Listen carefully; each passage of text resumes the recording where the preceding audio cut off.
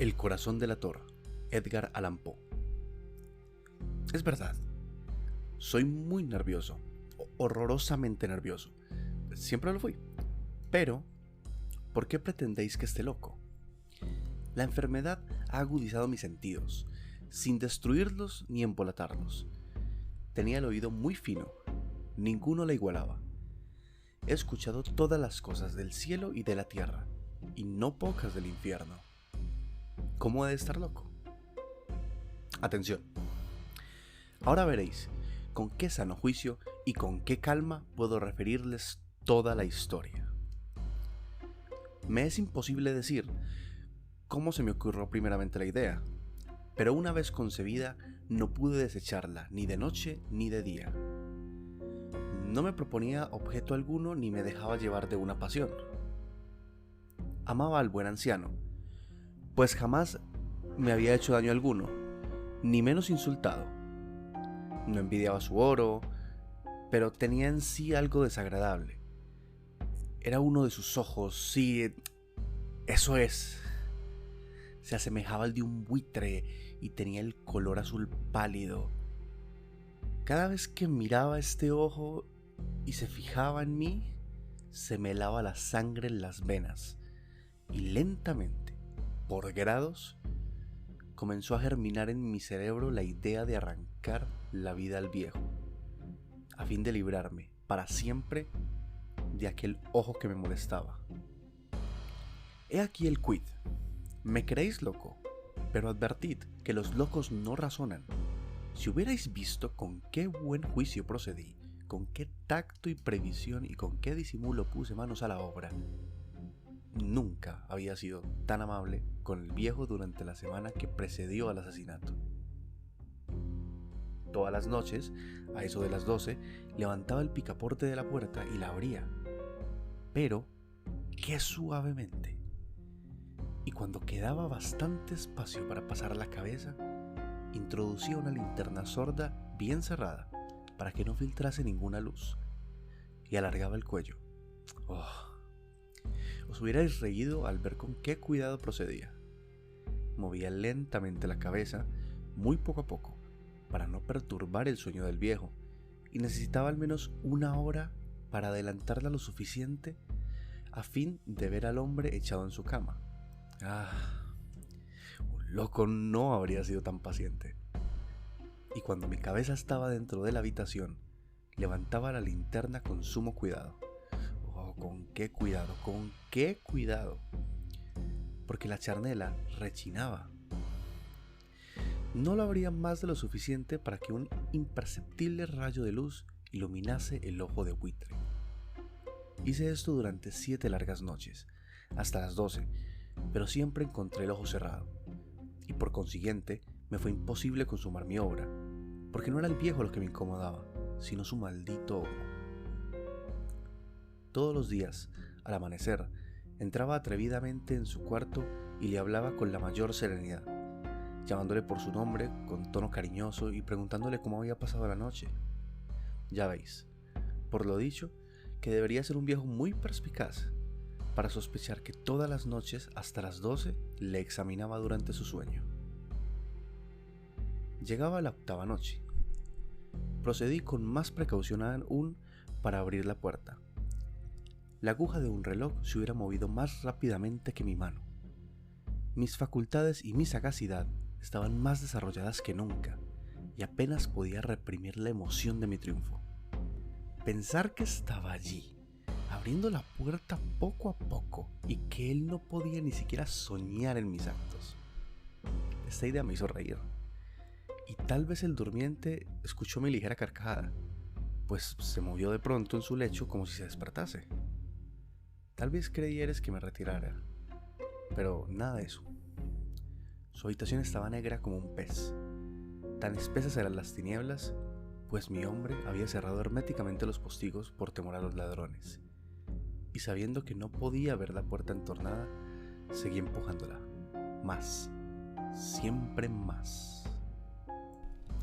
Había pasado ya la cabeza y estaba a punto de abrir la linterna, pero mi pulgar se deslizó sobre el muelle con que se cerraba y el viejo se incorporó en su lecho exclamando: ¿Quién anda ahí? Permanecí inmóvil sin contestar. Durante 1 hora me mantuve petrificado, y en todo este tiempo no le vi echarse de nuevo. Seguía sentado y escuchando, como yo lo había hecho noches enteras. Pero he aquí que de repente oigo una especie de queja débil, y reconozco que era debido a un terror mortal. No era de dolor ni de pena. Oh, no. Era el ruido sordo y ahogado que se eleva del fondo de un alma poseída por el espanto. Yo conocía bien este rumor, pues por muchas noches, a las 12, cuando todos dormían, lo oía producirse en mi pecho, aumentando con su eco terrible el terror que me embargaba. Por eso comprendía bien lo que el viejo experimentaba y le compadecía, aunque la risa entreabriese mis labios. No se me ocultaba que se había mantenido despierto desde el primer ruido. Cuando se resolvió en el lecho, sus temores se acrecentaron y sin duda quiso persuadirse que no había causa para ello, mas no pudo conseguirlo. Sin duda pensó: eso será más que el viento de la chimenea, o un ratón que corre, o algún grillo que canta. El hombre se esforzó para confirmarse en estas hipótesis, pero todo fue inútil. Era inútil porque la muerte que se acercaba había pasado delante de él con su sombra negra, envolviendo en ella a su víctima, y la influencia fúnebre de esa sombra invisible era la que le hacía sentir, aunque no distinguiera ni viera nada, la presencia de mi cabeza en el cuarto. Después de esperar largo tiempo con mucha paciencia, sin oírle echarse de nuevo, resolví entreabrir un poco la linterna, pero tan poco, que casi no era nada. La abrí tan cautelosamente que más no podía hacer, hasta que al fin un solo rayo pálido, como un hilo de araña, saliendo de la abertura, se proyectó en el ojo del buitre. Estaba abierto, muy abierto, y no me enfurecí apenas le miré. Le vi con la mayor claridad, todo entero, con su azul opaco y cubierto con una especie de velo hediondo que heló mi sangre hasta la médula de los huesos. Pero esto era lo único que le veía de la cara, o de la persona del anciano, pues había dirigido el rayo de luz, como por instinto, hacia el maldito ojo. ¿No os he dicho ya que lo tomabais por locura? ¿No es sino el refinamiento de los sentidos? En aquel momento, un ruido sordo, ahogado y frecuente, semejante al que produce un reloj envuelto en algodón, hirió mis oídos. Aquel rumor lo reconocí. Era el latido del corazón del anciano, y aumentó mi cólera. Era casi como el redoble del tambor que sobreexcita el valor del soldado. Pero me contuve y permanecí inmóvil, sin respirar apenas, y esforzándome en iluminar el ojo con el rayo de luz. Al mismo tiempo, el corazón latía con mayor violencia, cada vez más precipitadamente y con más ruido. El terror del anciano debía ser indecible, pues aquel latido se producía con redoblada fuerza cada minuto. ¿Me escucháis atentos? Ya os he dicho que yo era nervioso, y lo soy en efecto. En medio del silencio de la noche, un silencio tan imponente como el de aquella casa antigua, aquel ruido extraño me produjo un terror indecible. Por espacio de algunos minutos me contuve aún, permaneciendo tranquilo, pero el latido subía de punto a cada instante, hasta que creí que el corazón iba a estallar y de pronto me sobrecogió una nueva angustia.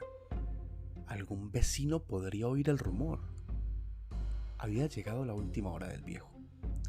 Profiriendo un alarido, abrí bruscamente la linterna y me introduje en la habitación. El buen hombre solo dejó escapar un grito, solo uno. En un instante le arrojé al suelo, reí de contento al ver mi tarea tan adelantada, aunque esta vez ya no me atormentaba, pues no se podía oír a través de la pared. Al final cesó la palpitación, porque el viejo había muerto. Levanté las ropas, examiné el cadáver. Estaba rígido, completamente rígido. Apoyé mi mano sobre el corazón y la tuve aplicada algunos minutos. No se oía ningún latido. El hombre había dejado de existir, y su ojo desde entonces ya no me atormentaría más. Si persistís en tomarme por loco, esa creencia se desvanecerá cuando os diga las precauciones que adopté para ocultar el cadáver. La noche avanzaba, y comencé a trabajar activamente, aunque en silencio. Corté la cabeza, después los brazos y por último las piernas. Enseguida arranqué 3 tablas del suelo de la habitación. Deposité los restos mutilados en los espacios huecos y volví a colocar las tablas con tanta habilidad y destreza que ningún ojo humano, ni aun el suyo, hubiera podido descubrir nada en particular. No era necesario lavar mancha alguna gracias a la prudencia con que procedí. Un barreno la había absorbido toda. Terminada la operación, a eso de las 4 de la madrugada, aún estaba tan oscuro como a medianoche. Cuando el reloj señaló la hora, llamaron a la puerta de calle, y yo bajé con la mayor calma para abrir, pues, ¿qué podía temer ya? 3 hombres entraron, anunciándose cortésmente como oficiales de policía. Un vecino había escuchado un grito durante la noche. Eso bastó para levantar sospechas. Se envió un aviso a las oficinas de la policía y los señores se presentaron para reconocer el local. Yo sonreí, porque nada debía temer, y recibiendo cortésmente a aquellos caballeros, les dije que era yo quien había gritado en medio de mi sueño. Añadí que el viejo estaba de viaje y conduje a los oficiales por toda la casa, invitándoles a buscar, a registrar perfectamente. Al fin, entré su habitación y mostré sus tesoros, completamente seguros y en el mejor orden. En el entusiasmo de mi confianza ofrecí sillas a los visitantes para que descansaran un poco, mientras que yo, con la loca audacia de un triunfo completo, coloqué la mía en el mismo sitio donde yacía el cadáver de la víctima. Los oficiales quedaron satisfechos y convencidos por mis modales. Yo estaba muy tranquilo. Se sentaron y hablaron de cosas familiares, a las que contesté alegremente. Mas al poco tiempo sentí que palidecía y ansié la marcha de aquellos hombres. Me dolía la cabeza, me parecía que mis oídos zumbaban, pero los oficiales continuaban sentados, hablando sin cesar. El zumbido se pronunció más, persistiendo con mayor fuerza. Me puse a charlar sin tregua para librarme de aquella sensación, pero todo fue inútil, y al final descubrí que el rumor no se producía en mis oídos. Sin duda palidecí entonces mucho, pero hablaba todavía con más viveza, alzando la voz, lo cual no impedía que el sonido fuera en aumento. ¿Qué podía hacer yo? Era un rumor sordo, ahogado, frecuente, muy análogo al que producía un reloj envuelto en algodón. Respiré fatigosamente, los oficiales no oían aún.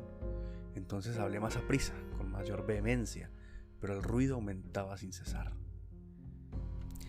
Me levanté y comencé a discutir sobre varias nimiedades, en un diapasón muy alto y gesticulando vivamente, mas el ruido crecía. ¿Por qué no querían irse aquellos hombres? Aparentando que me exasperaban sus observaciones, di varias vueltas de un lado a otro de la habitación, mas el rumor iba en aumento. Dios mío, ¿qué podía hacer? La cólera me cegaba. Comencé a renegar, agité la silla donde me había sentado, haciéndola rechinar sobre el suelo, pero el ruido seguía de una manera muy marcada, y los oficiales seguían hablando y bromeaban y sonreían. ¿Sería posible que no oyesen? No, Dios, no, oían, sospechaban, lo sabían todo y se divertían con mi espanto. Lo creí y lo creo aún. Cualquier cosa era preferible a semejante burla. No podía soportar más tiempo a aquellos hipócritas y sus sonrisas. Comprendí que era preciso gritar o morir, y cada vez más alto, ¿lo oís? Cada vez más alto, siempre más alto. ¡Miserables!, exclamé. No disimuléis más tiempo. Confieso el crimen, arrancad esas tablas, ahí está. Es el latido de su espantoso corazón.